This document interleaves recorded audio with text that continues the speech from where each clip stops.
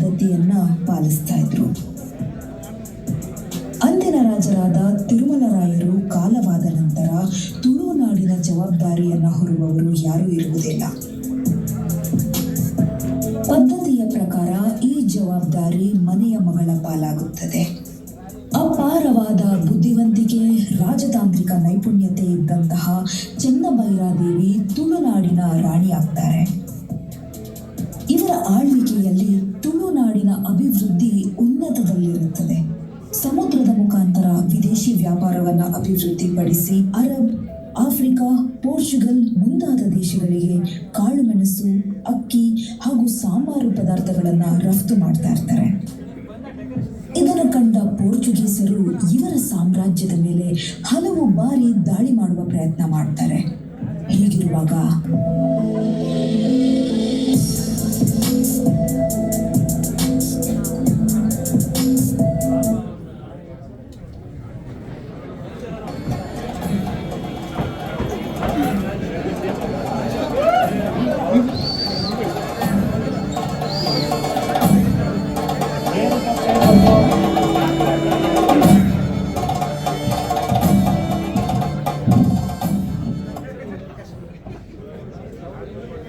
ಗೇರುಸೊಪ್ಪೆ ಮತ್ತು ಆಡುವಳ್ಳಿ ಜೋಡಿ ಸಾಮ್ರಾಜ್ಯಗಳ ಪಟ್ಟಣದ ರಾಣಿ ಐಹೊಳ ತುಳು ಮತ್ತು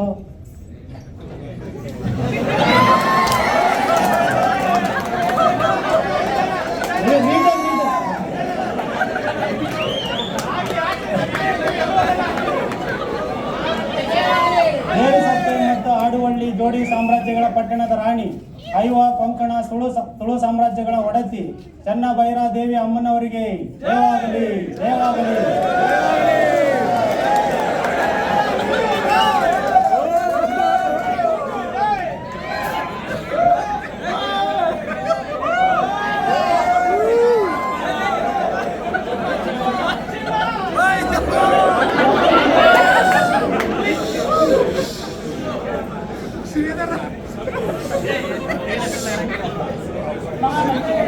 ಅವಸರದಲ್ಲಿ ಮಂತ್ರಾಲೋಚನದ ಸಭೆಗೆ ಕರೆದ ಕಾರಣವೇನು? ರಾಜ್ಯದಲ್ಲಿ ಎಲ್ಲವೂ ಕ್ಷೇಮವಷ್ಟೇ? ತಾಯಿ, ಪ್ರಜೆಗಳೆಲ್ಲರೂ ಕ್ಷೇಮವಾಗಿದ್ದಾರೆ. ರಾಜ್ಯವು ಸುಭೀಕ್ಷವಾಗಿದೆ. ಆದರೆ ಏನು ಮಂತ್ರಿಗಳೇ? ಪೋರ್ಚುಗೀಸ್ ಗವರ್ನರ್ ಲೂಯಿಸ್ ಅಟಾಯಿಡೆ ಉದ್ದಟತನದ ಪತ್ರವೊಂದನ್ನು ಕಳುಹಿಸಿದ್ದಾನೆ. ಏನಿದೆ ಆ ಪತ್ರದಲ್ಲಿ? ಆಡುವಳ್ಳಿ ಗೇರುಸೊಪ್ಪೆಗಳ ಮಹಾರಾಣಿಗೆ ಗೋವೆಯ ಗವರ್ನರ್ ಲೂಯಿಸ್ ಅಟಾಯಿಡೆಯ ಶುಭಾಶಯಗಳು. ತಾವು ಹೊನ್ನಾವರ ಮತ್ತು ಭಟ್ಕಳ ಬಂದರುಗಳಲ್ಲಿ ನಮ್ಮ ಒಪ್ಪಿಗೆ ಪತ್ರವನ್ನು ಪಡೆಯದೆ ಮೊಹಮ್ಮದರ ಹಡಗುಗಳಿಗೆ ಕರಿಮೆಣಸು, ದಾಲ್ಚಿನ್ನಿ, ಕೆಂಪಕ್ಕಿ ಮತ್ತು ಶ್ರೀಗಂಧವನ್ನು ತುಂಬಿಸಿ ಅವರ ಸಮುದ್ರ ವ್ಯಾಪಾರಕ್ಕೆ ಸಹಕರಿಸುತ್ತಿದ್ದೀರಿ. ಕೂಡಲೇ ತಾವು ಮೊಹಮ್ಮದರ ಹಡಗುಗಳನ್ನು ನಿಮ್ಮ ಬಂದರುಗಳಿಂದ ಹೊರಗಟ್ಟಬೇಕು. ಜೊತೆಗೆ ನೀವು ಪೋರ್ಚುಗೀಸ್ ರಾಜದ್ರೋಹಿ ರೊಜಾರಿಯೋಗೆ ಆಶ್ರಯ ನೀಡಿದ್ದೀರಿ. ಆತನನ್ನು ಕೂಡಲೇ ನಮಗೆ ಒಪ್ಪಿಸಬೇಕು, ಇಲ್ಲವಾದರೆ ನಿಮ್ಮನ್ನು ದಂಡಿಸಬೇಕಾಗುತ್ತದೆ. ಮೇಲಾಗಿ ಹಲವು ವರ್ಷಗಳಿಂದ ನಮಗೆ ಕಪ್ಪವನ್ನು ಕೊಟ್ಟಿಲ್ಲ. ಇನ್ನೊಂದು ವಾರದೊಳಗೆ ಕಪ್ಪವನ್ನು, ರೊಜಾರಿಯೋನನ್ನು ನಮಗೆ ತಂದೊಪ್ಪಿಸದಿದ್ದರೆ ನಮ್ಮ ಚಕ್ರವರ್ತಿಗಳು ನಿಮಗೆ ನೀಡಿದ ಕಾಳುಮೆಣಸಿನ ರಾಣಿ ಎಂಬ ಬಿರುದನ್ನು ಹಿಂದಕ್ಕೆ ಪಡೆಯಬೇಕಾಗುತ್ತದೆ. ಎಚ್ಚರಿಕೆ. ನಿಲ್ಲಿಸಿ. ಅತಿಯಾಯಿತು ಉದ್ದಟತನ. ನಮ್ಮ ನೆಲದ ನಾವಿಕ ರೊಜಾರಿಯೋನನ್ನು ಇವರಿಗೊಪ್ಪಿಸಲು ನಾವೇನು ಹೆಂಬೇಡಿಗಳಲ್ಲ. ನಮ್ಮ ನೆಲ, ನಮ್ಮ ಜಲ, ನಮ್ಮ ಸಂಪತ್ತನ್ನು ವ್ಯಾಪಾರ ಮಾಡಲು ಇವರಪ್ಪಣೆ ಕೇಳಲು ಇದೇನೋ ಅವರಪ್ಪನ ಮನೆ ಆಸ್ತಿ ಅಲ್ಲ. ನಾವು ಮೊಹಮ್ಮದರೊಡನೆ ವ್ಯಾಪಾರ ಮಾಡಲು ಇವರದ್ದೇನು ಅಡ್ಡಿ? ಇನ್ನು ಕಪ್ಪ ಕೊಡಲು ಈ ನೆಲ ಇವರಪ್ಪನದ್ದಲ್ಲ. ನಮಗೆ ಕೊಟ್ಟ ಬಿರುದನ್ನು ಅವರೇನು ಹಿಂದಕ್ಕೆ ಪಡೆಯುವುದು, ನಾವೇ ಅದನ್ನು ಹಿಂತಿರುಗಿಸುತ್ತೇವೆ. ಬಿರುದನ್ನು ಕೊಡಿರೆಂದು ನಾವೇನು ಅವರನ್ನು ಬೇಡಿಕೊಂಡಿದ್ದೇವೇನು? ಭೈರವ ನಾಯಕರೇ. ಮಹಾರಾಣಿ,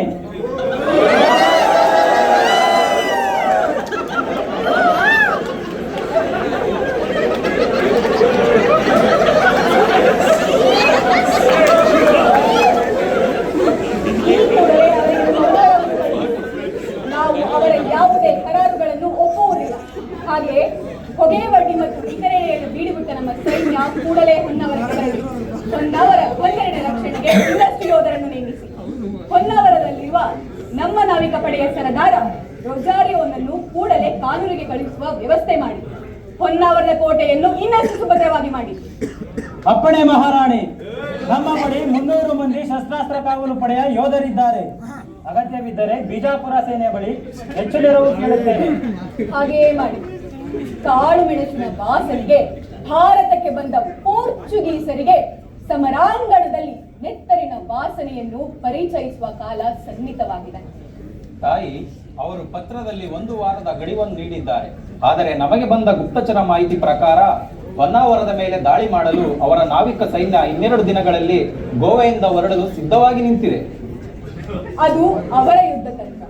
ಮಹಾಮಂತ್ರಿಗಳೇ, ಕುತಂತ್ರವೇ ಯುದ್ಧ ರೀತಿಯಾಗಿರುವ ಪೋರ್ಚುಗೀಸರು ಹೇಳುವುದೊಂದು ಮಾಡುವುದೊಂದು. ಅದರಲ್ಲೇನು ಹೊಸತು? ದಂಡನಾಯಕರೇ, ಈ ಬಾರಿ ಅವರಿಗೆ ಸರಿಯಾದ ಪಾಠ ಕಲಿಸಬೇಕು. ತಾಯಿ, ಅವರು ಯುದ್ಧಕ್ಕೆ ಸಿದ್ಧರಾಗಿರುವುದು 2 ಉದ್ದೇಶಕ್ಕೆ. ಒಂದು, ನಮಗೆ ಸಹಾಯ ಮಾಡಿದ ತಪ್ಪಿಗೆ ರೊಜಾರಿಯನನ್ನು ಬಂಧಿಸಿ ದಂಡನೆ ನೀಡಲು. ಮತ್ತೊಂದು, ಮತಾಂತರಕ್ಕಾಗಿ ಬರುತ್ತಿರುವ ಮಿಷನರಿಗಳಿಗೆ ಅವಕಾಶ ನೀಡುತ್ತಿಲ್ಲವೆಂದು ನಿಮ್ಮನ್ನು ಬಂಧಿಸಿ ಗೋವೆಗೆ ಒಯ್ಯಲು. ಆದ್ದರಿಂದ ಅಟಾಯಿಟ್ ಅವರ ಪ್ರಭು ಸೆಬಾಸ್ಟಿಯನಿಗೆ ವಿಶೇಷ ಪತ್ರ ಕಳುಹಿಸಿ ವಿಶೇಷ ತರಬೇತಿ ಪಡೆದ ನಾವಿಕ ಸೈನ್ಯವನ್ನು ಹಾಗೂ 130 ಹಡಗುಗಳನ್ನು ಪೋರ್ಚುಗಲ್ನಿಂದ ತರಿಸಿದ್ದಾನೆ. ಹಾಗಾಗಿ ಈ ಬಾರಿ ಸಮುದ್ರ ಯುದ್ಧದಲ್ಲಿ ಅವರನ್ನು ಗೆಲ್ಲುವುದು ಕಷ್ಟ ಸಾಧ್ಯ. ಅವರ ಹಡಗುಗಳ ಸಂಖ್ಯೆ ನೋಡಿ ಹೆದರಿದರೇನು ಮಹಾಮಂತ್ರಿಗಳೇ? ಅವರೊಮ್ಮೆ ದಾಳಿ ಮಾಡಲಿ, ನಂತರ ತಿಳಿಯುತ್ತದೆ ಪರಂಗಿಗಳ ಪರಾಕ್ರಮ. ಭೈರವ ನಾಯಕರೇ, ವಿಷಯ ಅಷ್ಟು ಸರಳವಲ್ಲ.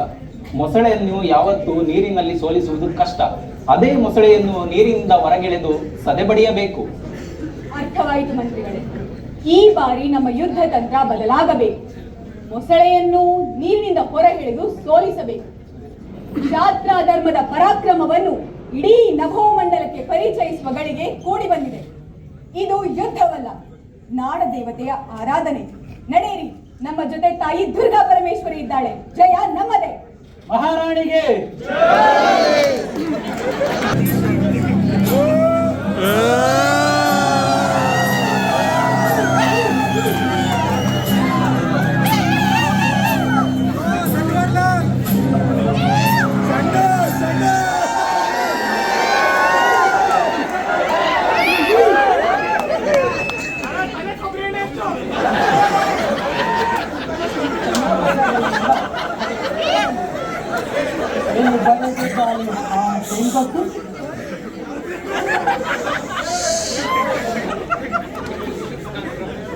ನಮ್ಮ ಯಾವುದೇ ಕರಾರಿಗೆ ನಮ್ಮ ಒಪ್ಪಿಗೆ ಇಲ್ಲ.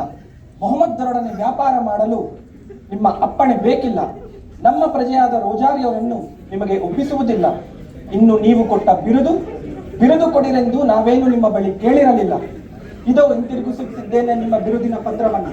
ನೆನಪಿಟ್ಟುಕೊಳ್ಳಿ, ಕಪ್ಪ ಕೊಡಲು ಇದು ನಿಮ್ಮ ಅಪ್ಪನ ನೆಲವಲ್ಲ. ಇನ್ನು ನಿಮ್ಮ ಇಚ್ಛೆಯಂತೆ ನಮ್ಮನ್ನು ದಂಡಿಸಲು ನೀವು ಸ್ವತಂತ್ರರು. ನಿಮ್ಮ ಹುಸಿ ಬೆದರಿಕೆಗೆ ನಾವು ಅಂಜುವವರಲ್ಲ. ಏನು ಆಕೆ ಹೋಗಲಿದ್ದು ಕೊಡುವುದಿಲ್ಲ ಗೊತ್ತು. ಕೊಡದಿದ್ದರೆ ಅದನ್ನು ಹೇಗೆ ಪಡೆದು ಕೊಲ್ಲಬೇಕೆಂದು ನಮಗೆ ತಿಳಿದಿದೆ.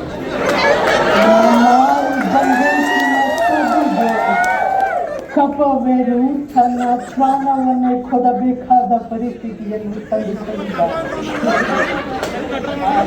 ಬೇಗ ನಮ್ಮೆಲ್ಲ ಹದಗುಗಳನ್ನು ಹೊನ್ನಾವರದ ಕಡೆಗೆ ಹೊರಟಿದೆ.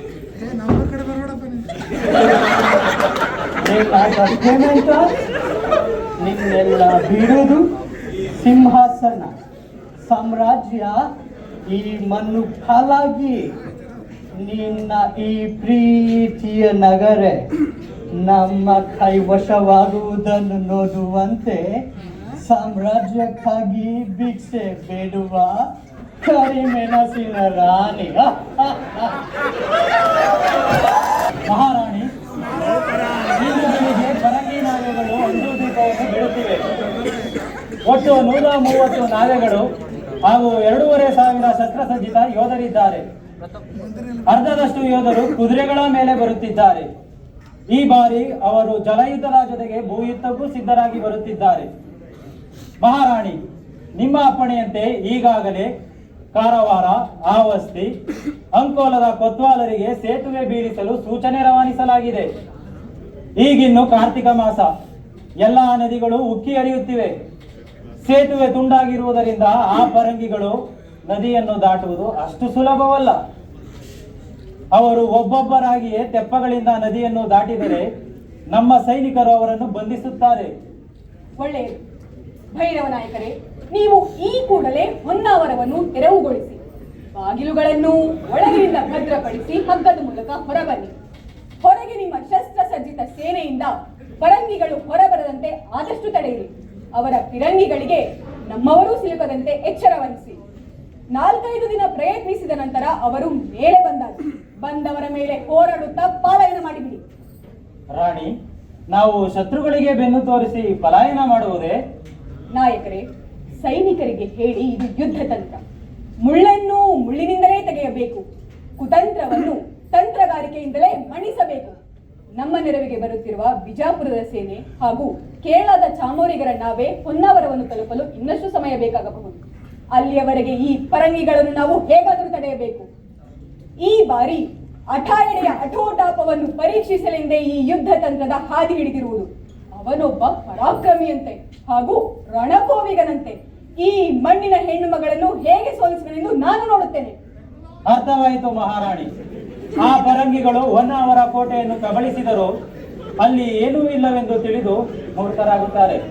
ಅಲ್ಲಿಂದ ಕಂಟಪ್ಪ ನಾಯಕರು ಅವರನ್ನು ಕಾಡಿನ ದಾರಿಯ ಮೂಲಕ ಕಾನೂನಿನ ಕೋಟೆಗೆ ಕರೆದೊಯ್ಯುತ್ತಾರೆ. ಆಗ ನಮ್ಮ ಸೈನಿಕರು ಕಾಡು ಜನರ ಸಹಾಯದಿಂದ ಅವರ ಮೇಲೆ ಎರಗುತ್ತಾರೆ. ಇದೇ ಈ ಯುದ್ಧದ ತಂತ್ರಗಾರಿಕೆ.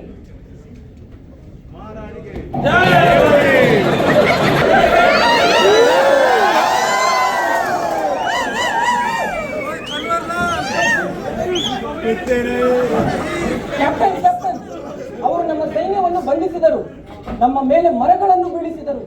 ಕಾಡು ಜನರು ನೋಡಲು ಕಪ್ಪಾಗಿ ಬಲಿಷ್ಠವಾಗಿ ಇರುವರು. ದೂರದಿಂದಲೇ ನಿಂತು ನಮ್ಮ ಮೇಲೆ ಕೋಲು ಕಟ್ಟೆಗಳನ್ನು ಎಸೆದರು.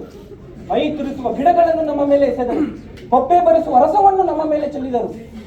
ಬಳ್ಳಿ ಹಿಡಿದು ಸುಯಿ ಎಂದು ಬಂದು ನಮ್ಮ ಕೋವಿಗಳನ್ನು ಕಸಿದುಕೊಂಡು ಹೋದರು. ಗುಂಡಿಗಳನ್ನು ತೋಡಿ ಅದರ ಮೇಲೆ ಹುಲ್ಲನ್ನು ಮುಚ್ಚಿರುತ್ತಾರೆ. ನೀರಿನ ಕಟ್ಟೆಗಳನ್ನೆಲ್ಲ ಒಡೆದು ನಮ್ಮ ಊಟವನ್ನು ಒಯ್ದಿದ್ದಾರೆ. ಮೋಸ ಮಾಡಿದ್ದಾರೆ ನಮಗೆ. ನಾವೇ ಯುದ್ಧಕ್ಕೆ ಹೋರಾಡುವ ಸಮಯ ಬಂದಿದೆ. ಬೇಕಾದ ವ್ಯವಸ್ಥೆಗಳನ್ನು ಕೂಡಲೇ ಮಾಡಿ ಹಾಗೂ ನೀವು ನಿಮ್ಮ ಸೇನೆಯೊಂದಿಗೆ ಯುದ್ಧಕ್ಕೆ ಈ ತಕ್ಷಣವೇ ಹೋರಾಡಬೇಕು. ನಾವು ಅಲ್ಲಿಗೆ ಬಂದು ನಿಮ್ಮನ್ನು ಸೇರಿಕೊಳ್ಳುತ್ತೇವೆ.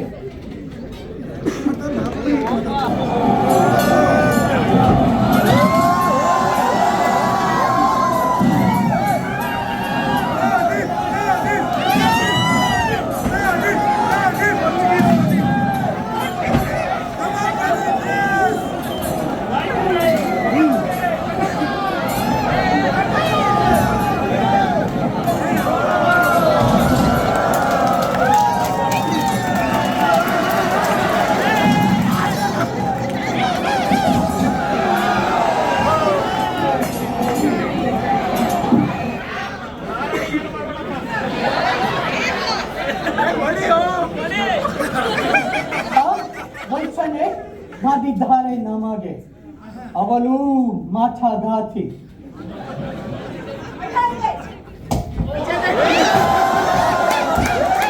ಮೋಸ, ವಂಚನೆ ನಾವು ಮಾಡಿದ್ದೇವ?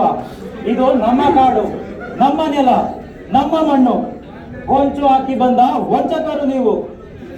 ಪೋರ್ಚುಗೀಸರೆಂದರೆ ಜಗತ್ತನ್ನೇ ಹಾಳಲು ಹುಟ್ಟಿರುವವರು ಎಂಬ ನಿನ್ನ ಅಹಂಕಾರ ಎಲ್ಲಿ?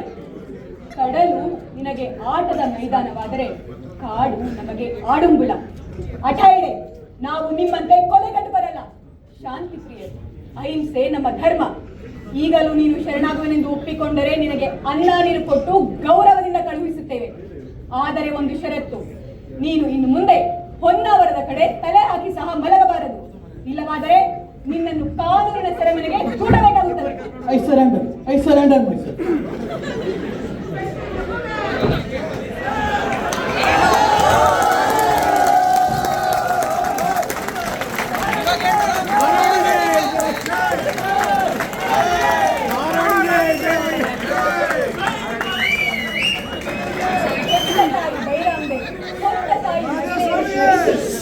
ರಾಜಗುರುಗಳು, ವಿದ್ವಾಂಸರು, ಸೈನಿಕರು, ದಂಡನಾಯಕರು ಹಾಗೂ ನನ್ನೆಲ್ಲಾ ಪ್ರೀತಿಯ ಪ್ರಜೆಗಳಿಗೆ ವಂದನೆಗಳು. ಯುದ್ಧ ಎಂದಿಗೂ ನಮ್ಮ ಆದ್ಯತೆಯಲ್ಲ. ಹಾಗೆಂದು ಅನ್ಯಾಯ ಅಕ್ರಮಗಳನ್ನು ನಾವು ಸಹಿಸುವುದೂ ಇಲ್ಲ. ಈ ಖಡ್ಗವಿರುವುದು ತಲೆ ಕಾಯುವುದಕ್ಕಾಗಿ ಹೊರತು ತಲೆ ತೆಗೆಯುವುದಕ್ಕಲ್ಲ. ಬಂಧುಗಳೇ, ನಿಮ್ಮೆಲ್ಲರ ನೆರವಿನಿಂದ ನಗಿರೆಯ ನಾಡನ್ನು ಸಮೃದ್ಧವಾಗಿ ಕಟ್ಟೋಣ. ಎಲ್ಲರಿಗೂ ಒಳಿತಾಗಲಿ.